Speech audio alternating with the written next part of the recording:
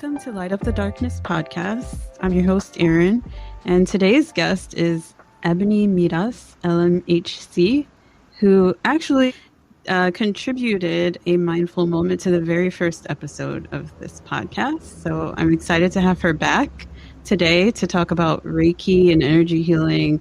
And Ebony is a licensed mental health counselor, psychotherapist, an IET master instructor, and level 2 Reiki practitioner. She's also a self-proclaimed self-care slayer and energy shifter. Welcome to the podcast, Ebony. So excited to be here. Thank you for having me. Yes. Can we start out with you just kind of giving your own introduction to like what you're doing and who you are currently? Yeah, so I'm a psychotherapist and an energy healer. I've been practicing psychotherapy since 2009. My personal experiences and great mentorship, I always say, is what led me to the field of mental health counseling. I was very fortunate to meet people in my late teens and my young adult life that taught me the importance of emotional intelligence and finding spaces and outlets to kind of like share those thoughts and feelings versus keeping them to myself. And with that created a career shift. I definitely thought I was going to be a lawyer. And then I got on the train of psychology, which are they have some overlap, but very different fields. Yeah. And then I went to graduate school for mental health counseling. And my ultimate goal was to do private practice, which I launched in 2018 full time. Nice. And then my journey towards energy healing began about a decade later with certification in 2018. Awesome.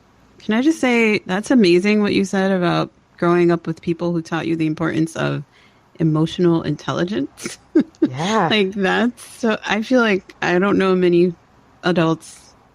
I don't personally know that many adults who can say that. So that's freaking amazing. Because that's where everything starts from our childhood. So That's great. All right, so let's get into things. I have so many questions for you. So today, like I said, we're going to talk about Reiki and energy healing. So can we start with a little bit about basically what is Reiki? So Reiki's I would say it's one of the most commonly known energy healing modalities. I actually practice IET, integrated energy therapy. I'll get to that in a second. More often, Reiki was my second certification, but it is more commonly known. It's an energy healing techniques that promotes relaxation. It helps to reduce stress and anxiety through a gentle hands-on touch. So essentially using the chakras in our hands, in our palms. Reiki practitioners can support clients with inviting in balance, inviting in healing.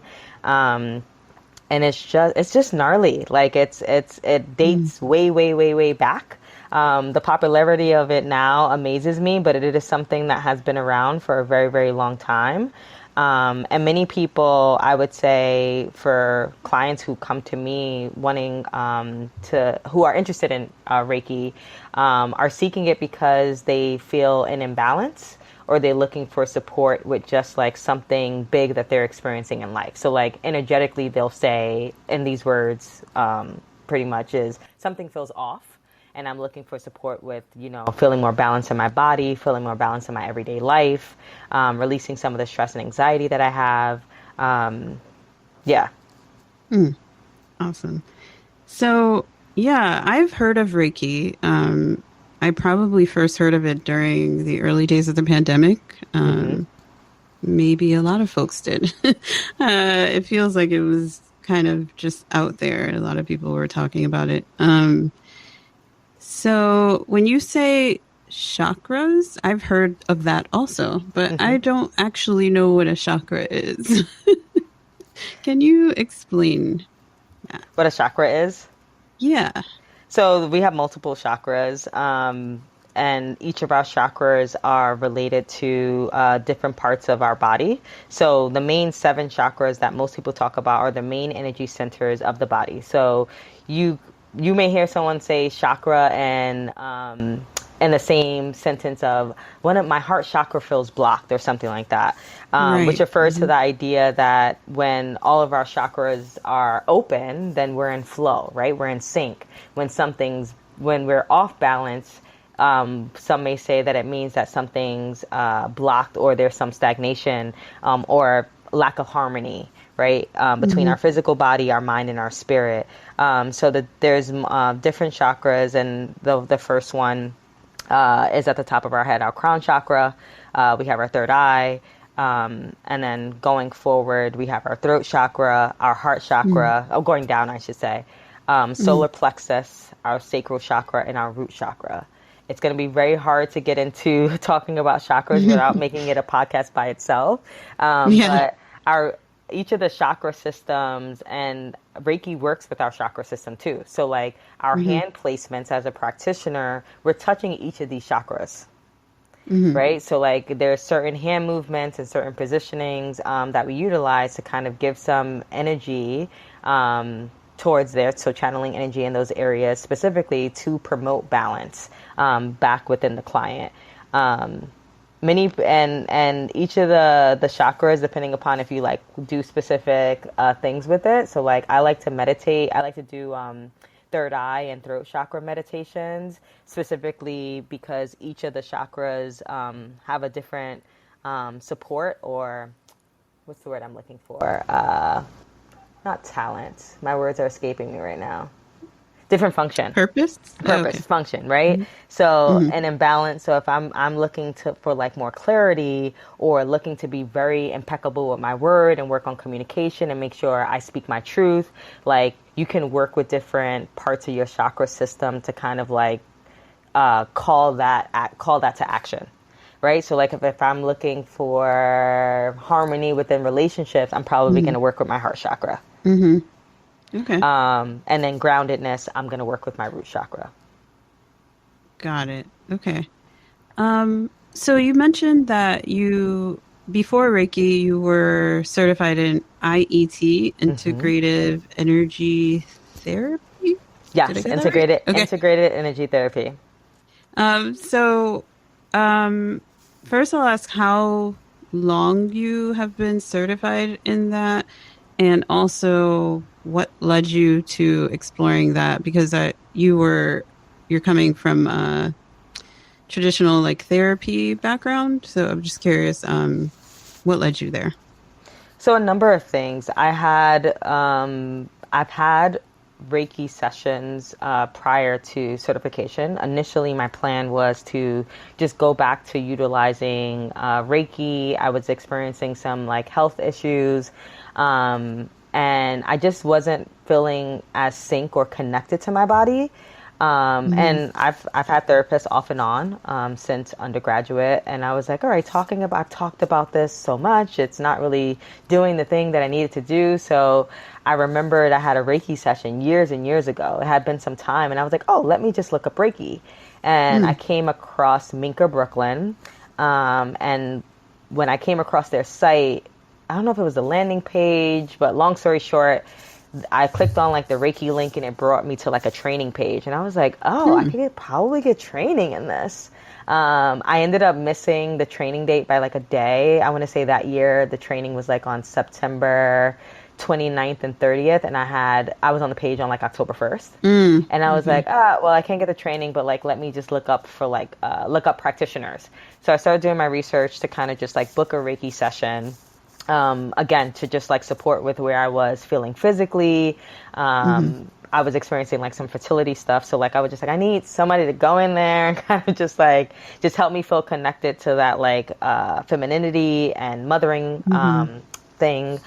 So long story short, I was talking to a girlfriend about it, and she recommended someone ironically from Minka to me. So I met up with her, and in talking to her, she would then become my master instructor, who ended up training me in IET. She was also a Reiki master. So we met for coffee and we started talking about Reiki, and then she mentioned IET, and I was just kind of like, that really resonates with me on a deep level. And I think it was because of the emphasis on the 4-layer being. So like IET, the slogan is we get the issues out of the tissues. And maybe it was the slogan, but like the idea of this physical release of a DNA realignment and to kind of just like pull any suppressed emotions and memories to the surface that may be causing stagnation in our life. And I was like, I know deep down inside, despite having access to therapy and talking about a ton of stuff for a number of years, that there's some things that, you know, I've suppressed just naturally. So it piqued my interest. So I had a session, and then she offered to individually train me. So I had the fortunate opportunity to be individually trained in integrated energy therapy in 2018. And IET is very similar to Reiki in that it's a gentle hands-on therapy, but it uses the cellular memory map and integration points, so different points along the body, to support clients through releasing energy stagnation that results from deeply suppressed cellular memories, right? So like we use trigger points and certain hand placements to kind of do a release, and then an integration of hypothetically speaking, what a client may be lacking or where there's an imbalance. So if I'm pulling out feelings of distrust, the idea is that with integrating, I'm going to imprint feelings of trust. So the ability to tap more back into that. And then IET also works with the 9 healing angels of the energy field and the violet ray. So the violet ray comes from the angelic realm, and it's designed to work with the human body at the molecular level. So it's considered the next generation hands-on power energy therapy system. It's less commonly known than Reiki. It's been around since it was first channeled in like 1987. So not as long as some of the other energy healing modalities, but it's becoming a lot more popular. So I would say that's what kind of just brought me into that sector. I had no intentions of initially getting trained in it. It was more so just to support me. And I had even when I got attuned, I was like, okay, because each training comes with an attunement, and I'll get to what an attunement is in a second. But I got attuned in basic level 1, and then a short while after I did the level 2 training, and then I waited a little while longer. I did level 3.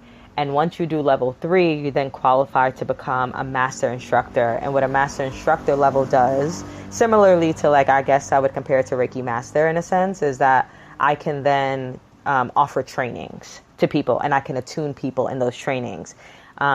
There's also a 5th level in IET, and that's master teacher. And the master teacher is who trains the master instructors, who gives us the attunements. So there's so many levels to it. So things just started aligning. Like I had no intentions of getting training up to a master teacher, and because of finances at the time, and literally the person who ended up becoming my master teacher, I got a random email from her, like, I heard about you. I heard you're interested in a training. And I was just kind of like, well, I kind of am, but I also want to, you know, spend some time integrating. And also I can't afford it right now because I had left my full-time job, and I was just launching my private practice. So I was being financially wise. And she's like, well, if you're meant to be there, you'll be there. And about 2 weeks later, you know, my now husband walked in, and he was just kind of like, you seem really into this. And he was like, I got your early birthday gift. And he booked me the training. And I was just like, oh, wow. Okay, I guess I'm doing this. Husband. Right? And it just kind of just synced up in that way. I never advertised energy healing when I first got trained and attuned. Like I said, I just wanted to kind of keep it to myself to explore a little bit further. But folks started seeking me out. Like I would get like consults for therapy, and they were like, we also heard you're energy healer. And I was like, yes. And I mean, at that point, I'm just like, okay, the universe obviously has a mission, and I don't want this to feel forced, or I didn't want it to feel like work either. And I was like, if folks find me and they're in need of it, let it align. And it just continued to align. And, you know, fast forward, I've held multiple energy healing trainings. I actually have another one coming up in a couple of weeks.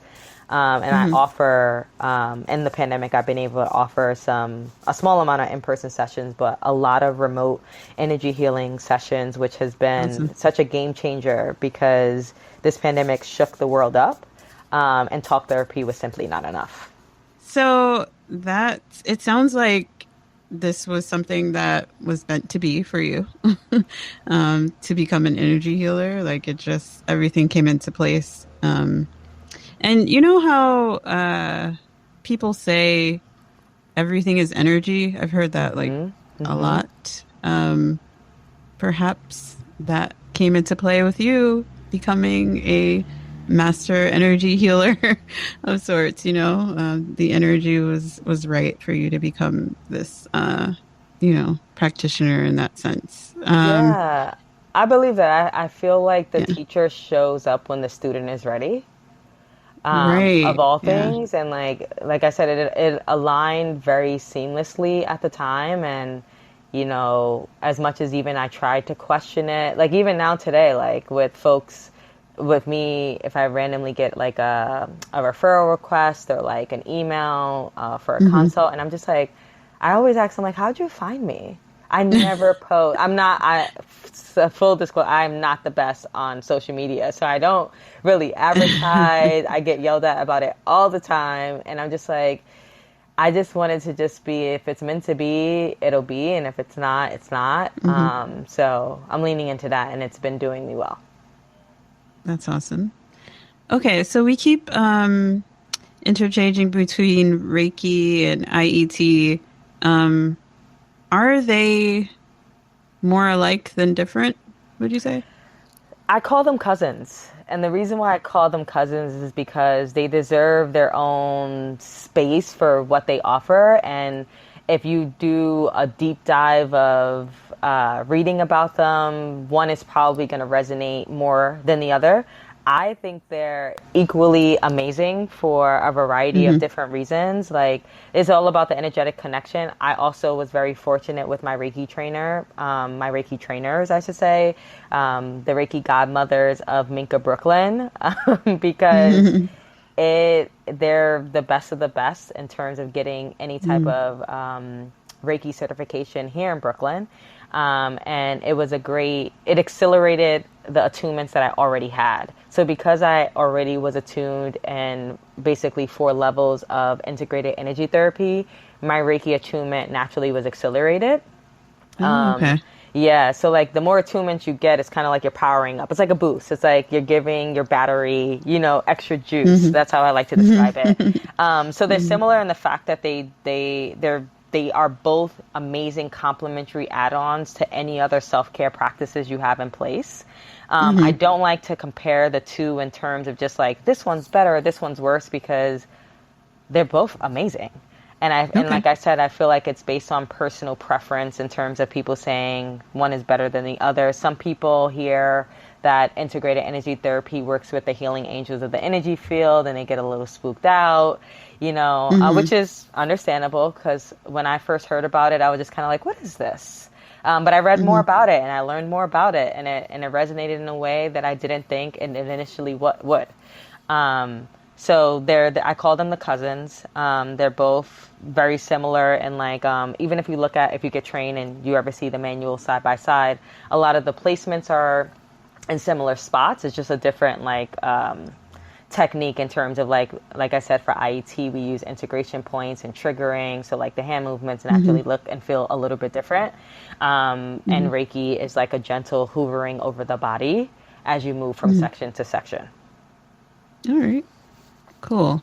Um, so do you mind if I refer to a generalized energy healing when I ask you questions? Absolutely. Does that Yes. work? I was going to Okay. note that. I was like, you can just say energy healing. And if I'm talking about Reiki, I'll differentiate between that and Okay. IET. Perfect. Okay.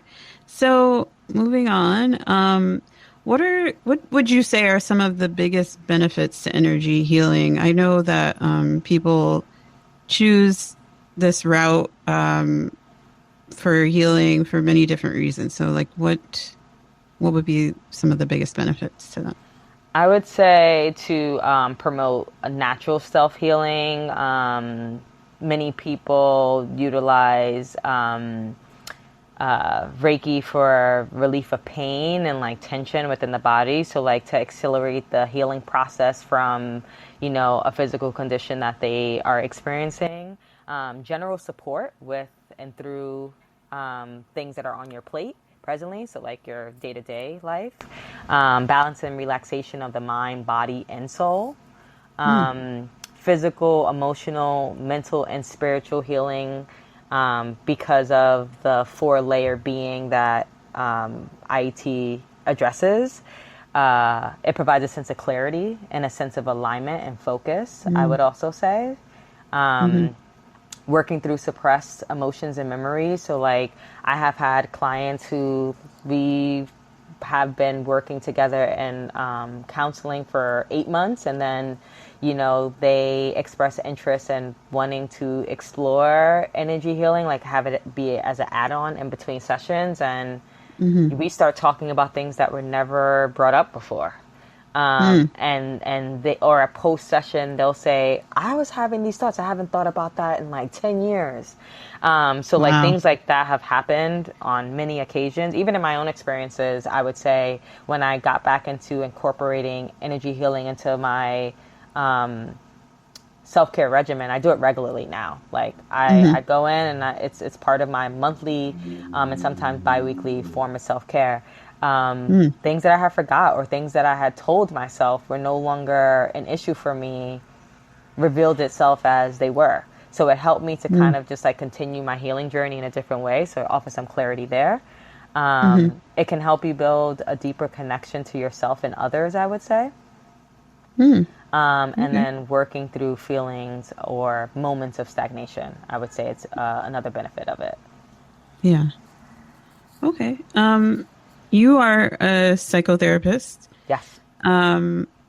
Would you say that energy healing is an effective alternative to like talk therapy, or is it like, should it be used in addition to, like, what would you say about that? So yes and no. I think it's a great standalone practice. But it is also a great add-on to things like traditional talk therapy, but also other healing modalities like meditation and acupuncture.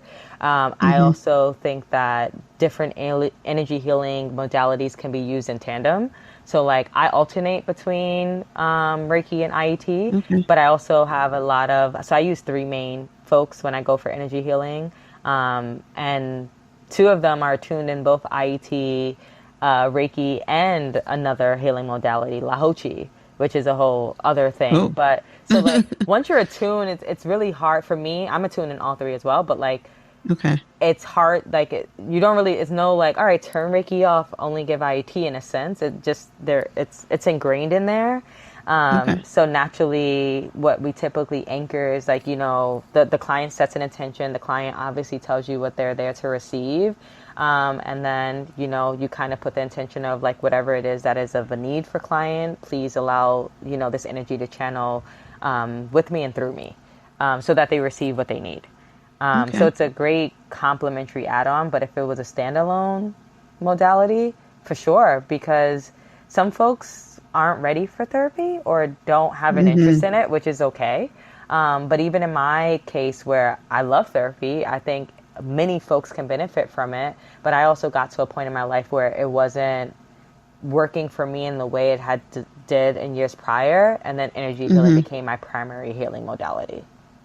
Yeah. Yeah, I know. Sometimes therapy is not accessible for many reasons. It could be that you don't know how to speak to what's happening. Like you don't know what to say and you can't get it out, even with the help of another person. So I could see why choosing something like this would be better for someone in that instance. Or like I've talked about on this podcast a lot, traditional talk therapy can be inaccessible for oftentimes people of color who don't have the financial means or the insurance or the proximity to therapists to actually get in touch with. Perhaps finding this sort of modality would be useful to someone in that case as well. And going from there, how accessible would you say energy healing is for people in general? Is it like price ranges? Like, is there insurances that people take or sliding scales? Like, what are we Yeah, all looking at that. with So like this? the price, the cost definitely varies from practitioner to practitioner or wellness center to wellness center. I would say, but there are many folks now that offer either a sliding scale or community Reiki options. Okay. So what the sliding scale does is it'll offer a range of, like, this is me speaking hypothetically, like a low end, if this is for an individual, you're going to a person's private space, so low Hmm. end scale will probably be like $75, and the upper scale will probably be like 150, Hmm. and you pay what you can, right? There's other practitioners that charge based on their level of training, so like, Hmm. typically, to offer Reiki specifically to others, you're at like Reiki level 2. Reiki level 1 is Hmm. more for like use of on self and, like, practice. So if they're new, they'll charge a little bit less. But if they have like master instructor certification and they've been in the field for a number of years, their price point is probably going to be a little bit higher. And I think Hmm. what also influences that, if they have training in other things, right? Hmm. So it varies, but it is a lot more accessible. I have some clients that their employers have a employee benefit where they give them, I want to say, like $500 a year to use towards alternative wellness modalities. So Wow. like they get reimbursed Okay. for it, so it can go towards like acupuncture, Reiki, I love that. different meditation, like what is it? It's not Calm. They have like a home base in Manhattan. The name's forgetting me, but like they can go to that space and like Hmm. sign up for classes and then get reimbursed. So there are some employers that are more mental health focused, Hmm. or mental health friendly, I'm even going to say, and Okay. they separate it from just like taking a sick day. So it's like, Hmm. sign up for this, we'll reimburse you and things like that. But I know the one center I can definitely speak on. I know pre-pandemic, Minka Brooklyn offered community Reiki multiple times a week. I think in the Mm. pandemic, since it started, they just relaunched their community Reiki over at Grand Street Healing, Okay. and they offer it once a month, and on a sliding scale from $40 to $60 in person, and I want to say Wow. $25 to $40 remote. So I would Okay. say that's a steal, Yeah. because Yeah, definitely. I've paid for my own Reiki sessions anywhere from, $100 on the lower end to $250 on a higher end, Hmm. which I have no regrets about. But if you're looking to kind of just like try it out or explore it, and Hmm. for transparency, community Reiki happens in a large room, and there's about maybe 5 or 6 tables set up, based Hmm. depending upon the space. I haven't been back since, but it's quiet. They set up the space like to be serene. You really don't even Hmm. realize you're in the room with other people, and they do it very Wow. strategically. So like the appointments happen on the half an hour. So like when Hmm. everyone's transferring at the same time, and when everyone's in session, they're in session at the same time. So you're really not disturbed while you're having your session. Okay. Great. So, therapy, like talk therapy, if anyone has experienced that, you typically are on a schedule of some sort. Like you may decide in conjunction with your therapist to come, twice a month or every week, depending on what you need. And so then we're talking about the costs related to the quantity or the Mm-hmm. amount of times you attend. Um, so when it comes to energy healing, how do you determine how often a person should attend a session to in order to really get something out of it? I would say there's benefits to any number of energy healing sessions. So, like whether you have one or whether you have 10 sessions. I think when, um, I think it depends on the expectation of energy healing. So, for example, if I get a client that comes to me and says, I'm here for this and I need you to fix this, I then have to have the conversation around it doesn't necessarily work like that. Okay. And like if we have a session and they realize that like they're still feeling the same, or they felt a shift and they want to go even deeper, we schedule out for more continued sessions. And that can be spaced out anywhere from, depending on the level of crisis too, right? So like I have had clients who have come to me weekly for a month, and then we went back to talk therapy, or I never seen them again. I've also had clients who said, this feels good to me to do at the start of the top of every month. And it was kind of like a refresh, a restart for them. And Okay. in the interim, they put things into place to kind of accelerate the session, to continue the integration of the session. So if they came to work through feelings of resentment and anger towards their parents, like some homework assignment that I may give to them, or some suggestions that I may give to them is like, how about you write a letter of forgiveness in between sessions and see how that feels, right? And like, or Oh, how wow. about you Okay. do some journaling to continue to process, things that come up for you post session.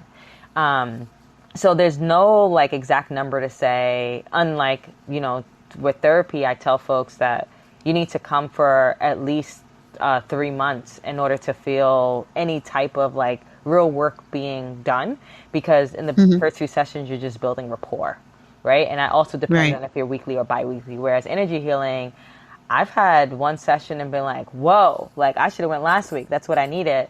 And I Wow. also have had other sessions where I'm just like, I felt that and I feel like I need to dig a little bit deeper, and I go back. Okay. But it depends on preference. It depends on energetic sensitivity too. Because some folks receive an energy healing session and, it takes some time. They may feel perfectly fine. And when I say that, like some people report, it's common for people to report feeling either tingly or a little lightheaded, not in a bad way, but just like they can feel like the different sensations or sensitivity in their body. So they need a little bit of time to like just process and integrate before coming back, because you can send the body into shock in some ways. So all those Okay. factors, by shock, I mean, I wouldn't recommend for someone to get back to back to back like 5 attunements in a week. That's a Right. Right. lot, Okay. right? Okay. So just Yeah. taking time to process, but also things come up. Like if you're going to kind of just like release stuff, you need to leave space for like the healing and the unfolding and discovery, and also for the work to be Okay. done around it. Great. That's good to know. Um, as you were talking, I was thinking about two things. One, since you are a psychotherapist, I wonder if your sessions go a little differently than maybe someone who is not also a psychotherapist. That is a Reiki master, energy, IET master. Um, because you had mentioned like giving them homework, and I don't know if that's always the same. And the follow-up question after that would be, would you please like set the scene for us so we can understand what this energy healing session would look like when you have a client? Like what should they expect coming in, and like maybe following up after? What does that all look like? So I separate the two in terms of like if someone is coming seeking just traditional talk therapy, that is what they receive. If someone is looking to receive a combination of both, it's integrated from day one in terms of just like paying attention to, specifically like the energy body and how that impacts you. And then like we'll do a few talk therapy sessions. We'll have an energy healing session. We'll go back to talk therapy, and like, we weave in between the two. I always assign journaling. One thing about me, journaling for me was therapy before I knew what therapy was. I've been journaling Yes. religiously since I was like 8 years old. And it was such an Wow. outlet to just kind of like put pen to paper and to just like, be able to reflect on what I was thinking at 12 versus what I was thinking at 19. So for me, it's a very just like a form of cathartic release. I didn't really cry a lot growing up. I didn't actually have physical tears. It's like my mom will tell you that I just made a noise. And I'm Wow. like, I probably cried in my journal through my words. So I Wow. always Okay. recommend journaling, just as a practice. And I specifically started including it and for my energy healing clients is because it can take some time for the energy or the session to integrate. And sometimes just like thoughts come up and, connections come up. So I say for the next 2 days, if, things stand out for you or if you're, feeling, you know, emotions and feelings that have come to the surface in a big way or in a way that they haven't before, write about them. Keep a note of them. Mm-hmm. So that Mm-hmm. when they come back, we also have that as a reference point. So, like, what came up for you last time, and did Right. you see any connections, and Yeah. things like that. So, it's always homework is always my thing. I give homework in my sessions to my clients because it's good to be on in session. But if you're not doing the work outside of session, it's almost like Right. it's going to be it's What's the the point? process. Yeah, it'll take a little bit longer, I'll Yeah. say. For folks who do their Yeah. homework, you can see progress a little bit more quickly. And for folks Yeah. who just want to be on when they're in session and off when they're not, it always catches up. So I assign homework. It's up to the clients if they want to do it. But it's Mm-hmm. always in alignment with whatever their therapeutic goals are. Right. And to answer your second question around what does a session look like, I'll set the stage. So typically, if you're going in person for an energy healing session, the practitioner will have a quiet space set up for you. Similar, think like you're going to get a massage in a sense because we Yeah. utilize That's what I imagined in a my head. massage. Yeah, it's like you utilize a massage table. Pre-pandemic, I had the privilege of having access to my own personal space, but I also utilize the practitioner rooms at Haus and also at Minka Brooklyn. So the vibe Mm-hmm. was already, preset in different ways where the table was there. I would bring in different crystals Mm-hmm. to kind of just like anchor the energy and just like calmness in the space. I in a pre-screening with the client, I would ask them if they have a preference for, some meditative music or do they want it to be quiet. And based on their response, I would have that queued up to play while they're in session. Mm, okay. I clear the space. So the clearing tool that I utilize is Palo Santo, Mm-hmm. just to kind of invite in calm and ease. And just if it's a space that multiple people are using, so like the space that I rented out of Haus and Minka Brooklyn, I wasn't the only practitioner. So for me, it was kind of just like release whatever energy is here and kind of just like Mm-hmm. create like a clean slate of energy. So that was the intention related to the clearing. And then the table set up with a sheet, of a low pillow, and then always a blanket at the foot of the bed because sometimes when you're receiving energy healing, it's common for body temperature to change. Mm, okay. So you just always have a blanket handy if the client gets cold and things like that. So Mm-hmm. that's the state of the room. So when clients come in, I've already pre-screened them, but I do another check-in, have a short intake form. And on that form, it includes just like, besides demographics, is any ailments, Mm-hmm. any pain in any areas, because again, there's gentle hands-on touch, and I don't want to, it's like kind of somebody just like gently poking you, like a light poke, but that can be very Mm-hmm. sensitive to folks. I ask about sensitive areas. Mm-hmm. I ask about any medications they may be on. Before their session, I send them an email to not drink or take any non-prescription drugs 48 Mm-hmm. hours before session, because that can Mm-hmm. also impact the type of session you have and things that might come up. And Mm-hmm. then once we do that, they're on the table. So they're lying on their back, head facing up, and I invite them in to close their eyes or to take a soft gaze. Pre-pandemic, I also used eye pillows. And then I ask them if they're okay with aromatherapy or not. So like I'll just have it in the space. So like some people like lavender and like whatever. Mm-hmm. And then you start your session. So Mm-hmm. if I'm doing, it depends on if I'm doing Reiki or IET. If I'm doing IET, I've already anchored the healing energies into the space to work with me and through me throughout the session. And if it's Reiki, I'm just standing there and I'm channeling, and then I start. And you just go in a sequence. So if you were to ever get attuned or trained, there's a specific sequence and sacred geometry that you utilize. And then you do your session. And at the end of your session, the final step is a balancing and a grounding, which is very important.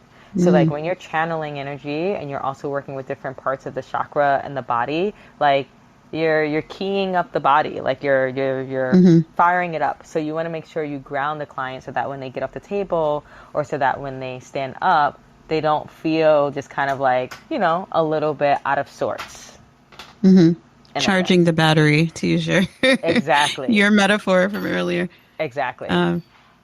So it's a way to kind of just like ensure that they feel grounded. So I let them know when the session is over. Oftentimes, the client will fall asleep on my table. It's that relaxing. So it's just, especially if you have like soft music playing in the background and things like that. So it's super relaxing. So I'll wake them up gently if they fell asleep. I always bring them a cup of water. We also had really cool tea tinctures at Minka, so I'll offer them some tea. And I'll tell them to gently, slowly start to sit up. They don't have to get off the table or nothing. And then I'll reground them and balance them if it's needed. And then I check in with them. How are you feeling? How was the session? And then I go from there. Some clients will be forthcoming and say, this came up for me, or this came up for me. And I always leave about 5 to 10 minutes at the tail end of a session for a check-in, just in case they need some time to like vocally process. Some people don't want to talk. Some people are just kind of like, thank you, that I feel good. And I'll always recommend journaling. And if there is a client who brought something up that stands out, I'll ask them if they're interested in processing that further, or if they've ever processed, some of the things based on the content. And then I'll ask them if they're in therapy, and recommend that they continue to process it there.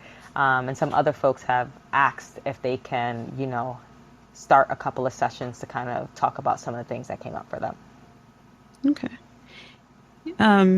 You had me at aromatherapy. It's like a vibe. If you get if you get the right practitioners who take that in mind, you walk into the space, and even before you start your session, you can feel the energy in the room. That's how I tend to vet out practitioners, at least for myself. I think energetic connection is very, very important. So you should feel, it's almost like, when you walk into a space and you something feels off.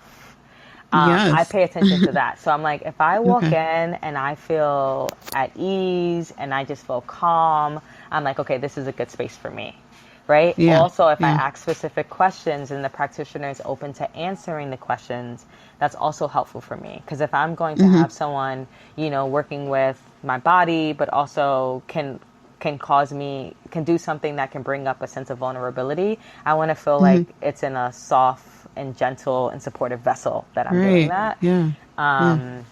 And then follow up is, take a few days. I tend to send a follow-up email if it's a first time that I'm doing an energy healing session with someone, just to check in to see how they're feeling.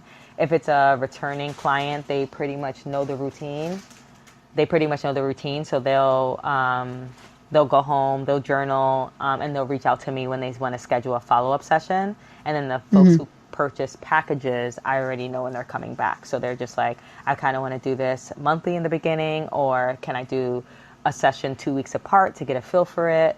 So then we go from there. Okay.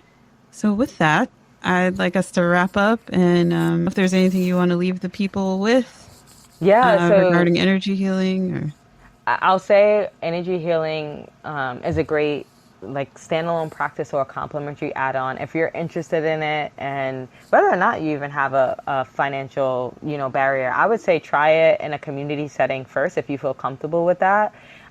Take advantage of the offering. I can only speak to Minka Brooklyn because I know for a fact they just relaunched it, but they do it once a month. If you check out their website, it's minkabrooklyn.com, and you'll see, and you sign up. I think it's accessible.